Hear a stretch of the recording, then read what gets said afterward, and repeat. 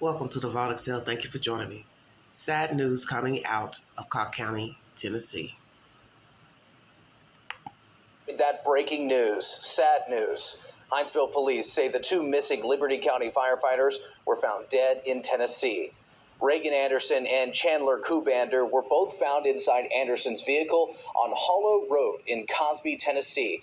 Their bodies have been sent off for an autopsy. The Tennessee Bureau of Investigation says the investigation is ongoing. Cocke County is nearly 400 miles north of Liberty County. Police had said early on in the investigation that they might be heading towards Gatlinburg. That's about an hour west of where they were found today. The pair had been missing since June 24th.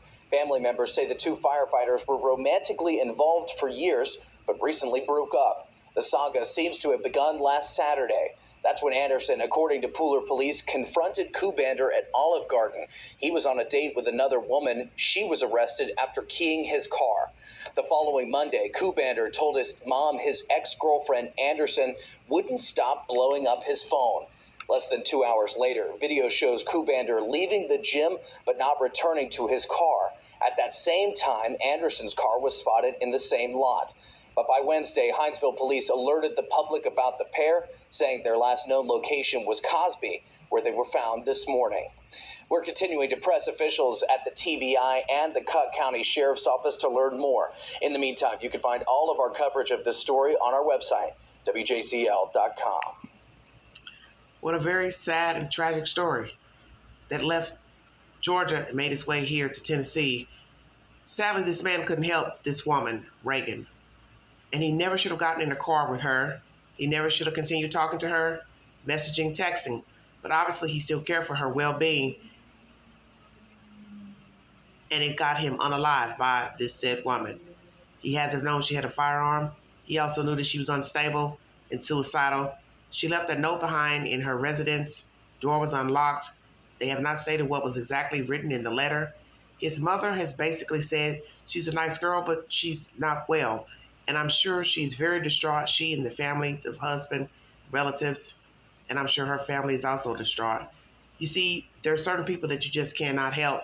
And you have to know when to fold and say, it's probably best I don't continue to talk to this person, message, be around this person. I do believe she followed him, stalked him. Don't know how long it's been since they have been broken up. But she obviously knew where to find him at the gym. She also found him at the restaurant with the other young lady. She was very belligerent or accusing this lady of something. Don't know exactly what. Probably just nonsense because she's upset. But this girl obviously needed help. She needed help bad. And she didn't get the help she needed. Was she medicated? Was she on medicine? Was she seeking a therapist? Did she ever have therapy? Has she been diagnosed with some type of mental disorder, disease? Why couldn't she move on? Many people have been in her shoes. And many people, sadly, have been in the shoes of Mr. Chandler. They are now both deceased by the hands of Miss Raegan Anderson. And maybe had she gotten help, some therapy, been on meds, she could have overcame this obsession she had for him and moved on. But she didn't. And now 2 people are not alive because one female refused to carry on with her life. And now family, friends are left to grieve 2 victims. This is a very tragic situation. And it happens a lot in our country. People becoming obsessed with others and exacting revenge against them and also taking their own lives because the person no longer wants to be in a relationship with them. But you have to ask yourself, did she ever seek help for herself? Did anyone advise her to seek help? How long was this saga going on between Chandler and Raegan? This was a recipe for disaster. When I realized the 2 worked together, that was mistake number 1. I don't advise anyone working at the same job with another person for the obvious reasons, is that anything can happen in the relationship, and now you're working at the same place, and work is hard to find. And who wants to be going around trying to find another job because now you're at a job obsessed over someone, relationship not working out, and now you have to see that person every day at the said job. That was mistake number one, working together. What a terrible, terrible situation. Prayers to this family, the friends, the community, and I'm sure the workforce, their employment, they're grieving and stunned at this turn of events because now they've lost two co-workers from the fire department. She obviously thought this would affect her job, her vandalizing his car, keying his car after seeing him at the restaurant with this young lady. She made some foolish choices.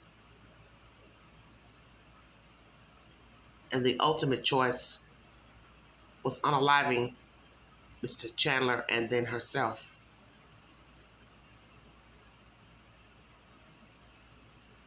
Why did they come all the way up here? Did he willingly come up here thinking they were just going to drive and talk?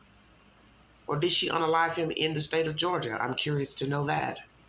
Where was Mr. Chandler unalived? In Georgia, South Carolina, or Tennessee? This is a cautionary tale of why sometimes you have to make a clean break from a person and not look back. No texting, no messaging, no accepting of messages, no going back in, no rekindling the relationship, no contact, no sexual contact, nothing, because it just may cost you your life. Thank you for joining me. Like, share, subscribe, drop your comments below the video. And if you'd like to donate to this great network, $BigAngie129 Cash App. Prayers to this family. Prayers to both families. Lord have mercy.